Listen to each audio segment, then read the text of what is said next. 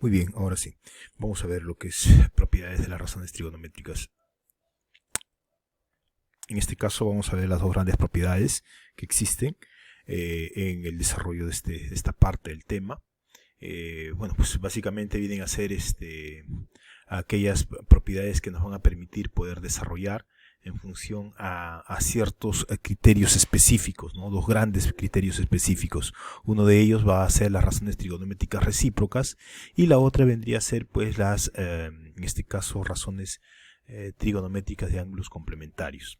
Ya, primero vamos a empezar con las razones trigonométricas recíprocas, ya, en donde que vamos a tener en cuenta algunos criterios, como por ejemplo esto de acá, ¿no? Tenemos un triángulo rectángulo, tenemos sus lados, y en este caso, en función a sus 6 razones, vamos a poder identificarlas fácilmente, ¿no? Es decir, por ejemplo, en este caso, si yo quisiera hallar el seno del ángulo alfa o el ángulo A, entonces yo diría lo siguiente: cateto opuesto sobre hipotenusa, es decir, A sobre C, ¿no? Y su recíproca de esta razón viene a ser, en este caso, la cosecante, ¿no?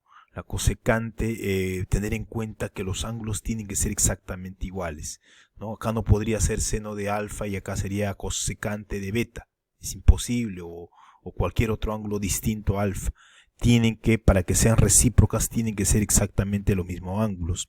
Ahora, ¿qué viene a ser la razón recíproca? Básicamente viene a ser la inversa de la razón que en este caso te hacen la pregunta. En este caso específico es el seno de alfa. Entonces acá tendría que ser C sobre A, es decir, hipotenusa sobre cateto opuesto, ¿no? De esta manera. Asimismo sucede pues con el coseno, ¿no? El coseno de alfa viene a ser, en este caso, cateto adyacente sobre hipotenusa, ¿no? ¿Qué es lo que vamos a hacer acá? Pues simplemente su recíproca de esta razón trigonométrica tendría que ser secante. Recuerda, los ángulos tienen que ser iguales, es decir, alfa es acá, acá tiene que ser alfa para que sean recíprocas. No hay forma de que, si bien es cierto, yo quisiera colocar su recíproca de esta expresión y ponerlo secante de x, estaría mal, no podría ser su recíproca.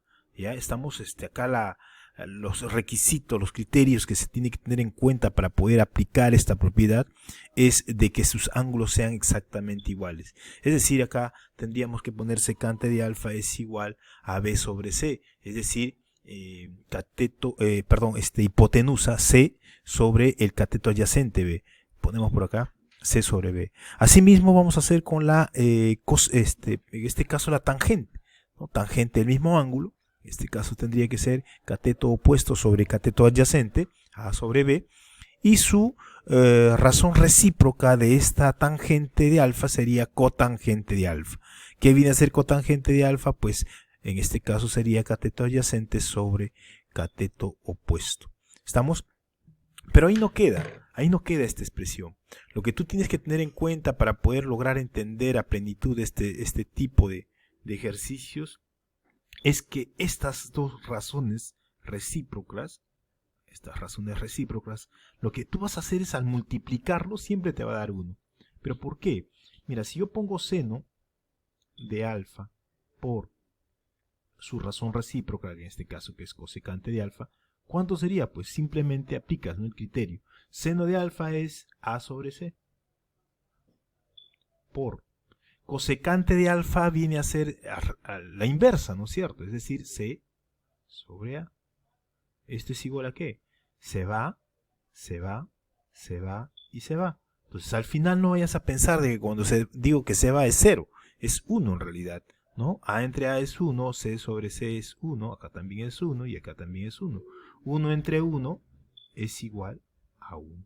Es decir, cuando tú multiplicas dos razones recíprocas, siempre tu resultado te va a salir 1. Esa propiedad es clave para poder entender esta parte de nuestro tema. ¿Estamos? Momento que debes seguramente llevar a tu cuaderno digital, ¿no? Y vamos a continuar.